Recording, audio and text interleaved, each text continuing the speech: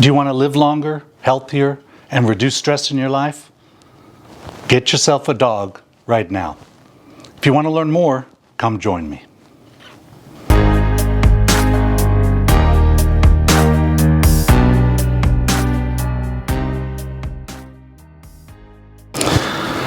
Hey folks, welcome back to my channel, and if this is your first video, welcome to this channel.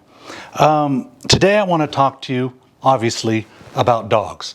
Now, I'm not discriminating against cats or fish or birds or anything like that, but what I want to share, the stories I want to share from the Bible, from the lives of the saints, and also from scientific studies, have to do with dogs in particular. So I'm not discriminating, but all my information is focused on dogs. Plus, that's my own personal experience. So first, I want to introduce you to my beautiful golden retriever, Bonnie. She's 3.5 years old, and she's facing this way, but anyway, she's my constant companion. I invite you in the comment section below to tell me stories about your dog, if you have one, and what blessings your dogs have brought to your lives. I want to approach this topic of the importance of having a dog in your life. I want to approach it from a biblical perspective, a traditional perspective, and also a scientific perspective. So first, the biblical perspective.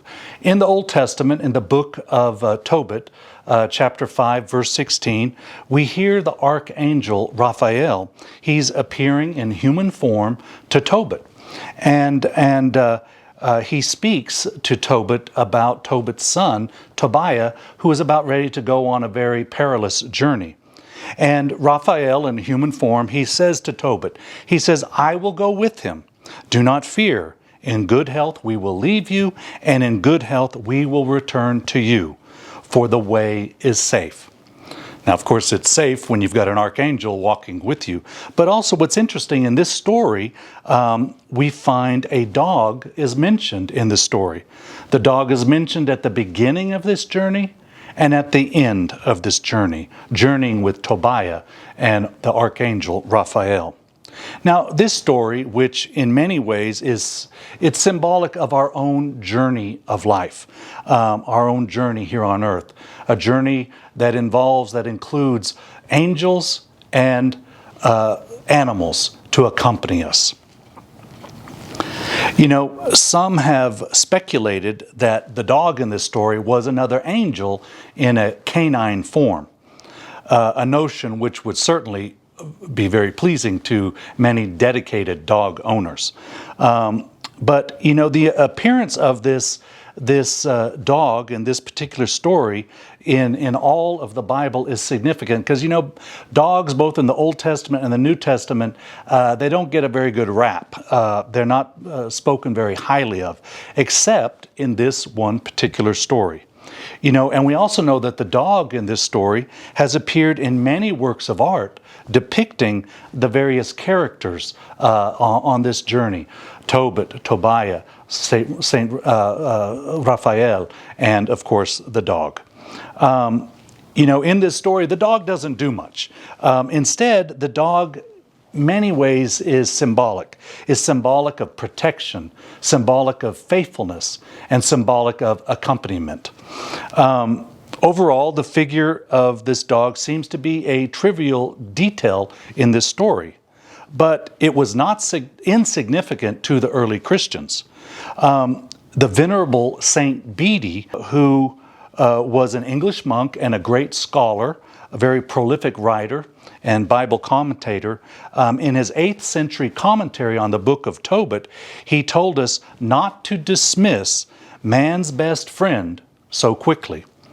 He said this: "One must not dismiss with scorn the figure of this dog, which is a traveler and the companion of an angel." And now for a traditional perspective from the lives of the saints. I want to tell you a story about Saint Roch, and that's pronounced Roch, but it's spelled R-O-C-H. He was a Frenchman born of nobility in 1295, and he became the patron saint of dogs. While he was born into money, being a person of nobility, he wasn't attached to money. And after he lost his parents at the age of 20, he began wandering. He traveled to Rome and began wandering the countryside near Rome. St. Roch was well known for donating not only his money to the poor, but his time as well, donating his time to the peasants who suffered from the plague at that time.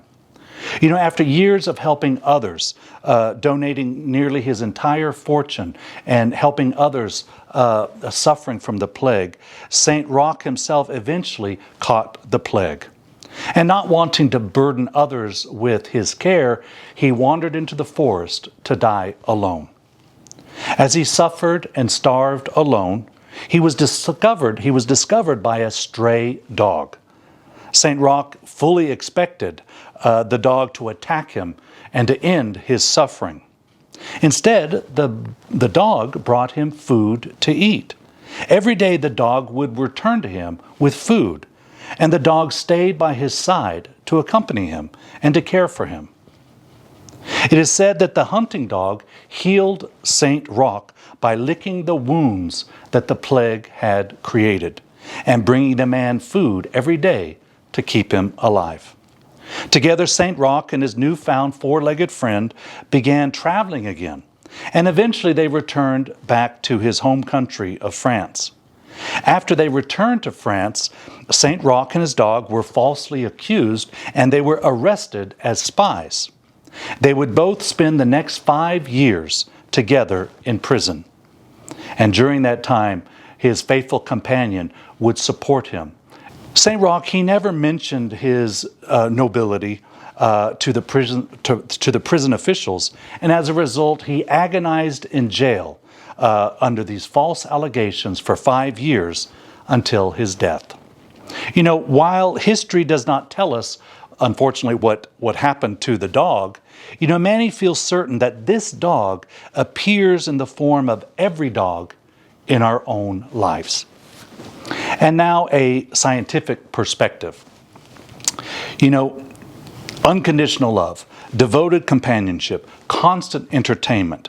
You know, most of us dog lovers know that life is better with a dog. But is that knowledge based on just our feelings, or is there something else at work, like maybe science? You know, spending time with canine companions, it does wonders for your well-being. You know, recent research shows that owning a dog is good for you physically and emotionally.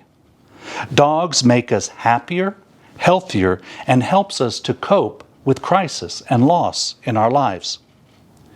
You know, dogs make us feel less alone. Dogs can be there even when people can't. You know, they offer unconditional love, emotional support, and constant cuddles help stave off social isolation. An Australian study discovered that dog ownership significantly reduces loneliness. Dogs are good for your heart. Owning a dog can help you live longer. A comprehensive review of studies published between 1950 and 2019 found that dog owners have a lower risk of death.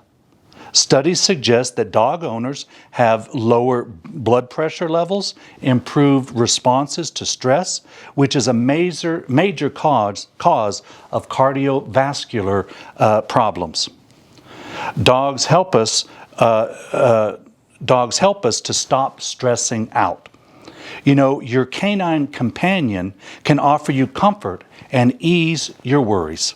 You know, multiple studies show that dogs, and therapy dogs in particular, alleviate stress and anxiety in our lives. Even just petting your dog, like right now, or any familiar dog, a friend's dog, it lowers your blood pressure, it lowers your heart rate, it slows your breathing, and it relaxes muscle tension. You know, scientists at Washington State University discovered that just 10 minutes of petting a dog can have a significant positive impact on your life. You know, study participants had a significant reduction in cortisol, which is a major stress hormone. So dogs help us cope with crisis. Dogs help us to recover psychologically and emotionally from a crisis. Purdue University College of Veterinary Medicine discovered that military veterans with PTSD do better both physiologically and psychologically when they have a service dog. You know, veterans with a service dog had significantly fewer symptoms of PTSD and showed improved coping skills. You know, dogs encourage you to move. You know, those long treks along the sidewalks and trails and paths, they really do add up. You know, a 2019 British study shows that dog owners are nearly 4 times more likely than non-dog owners to meet daily physical activity guidelines. You know, dog owners spend nearly 300 minutes a week walking their dog. That's 200 more minutes than people without a dog of their own. And dogs make us happier. You know, just looking at a dog can lift your spirits. In a 2009 study in Japan found that staring into your dog's eyes, petting your dog, cuddling your dog, it raises your level of oxytocin, which is known as the love hormone, which gives you a feeling, a warm and fuzzy feeling inside. So man's best friend, a dog, provides unconditional love and support, which is especially important during a time of crisis or a time of loss or just tough times. You know, though people may think we're taking care of our canine companion, it's actually mutual. Dogs take care of us. You know, just hearing the story of Tobiah, the story of St. Roch, and these studies that I've just shared, science confirms this reality, that dogs take care of us just as we care for them.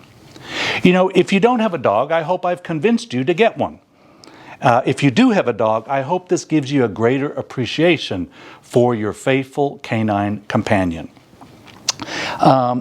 If this has brought you some value in your life, I ask you to consider subscribing.